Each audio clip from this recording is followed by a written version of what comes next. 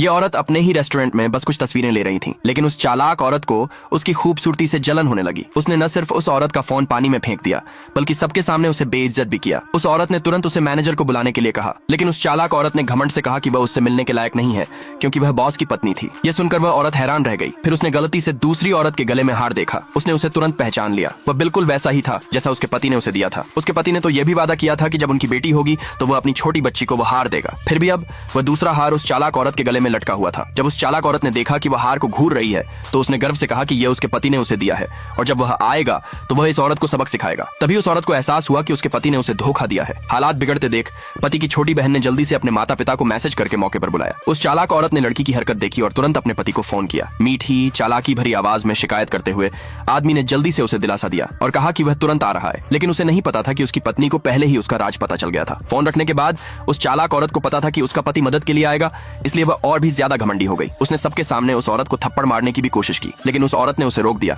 और उसे मजबूती से सबक सिखाया। सबके सामने बेइज्जत महसूस करके उस चालाक औरत ने सिक्योरिटी गार्ड्स को उस औरत को पकड़ने का आदेश दिया। तभी वह आदमी आया। उस चालाक औरत ने चिल्लाकर कहा, अगर तुम नहीं आते तो मुझे चोट लग जाती। वह आदमी तुरंत उसकी तरफ उसकी रक्षा करने के लिए आगे बढ़ा, लेकिन जब उसे एहसास हुआ कि हंगामा करने वाली असल में उसकी पत्नी है तो वह पूरी तरह से सदमे में जम गया।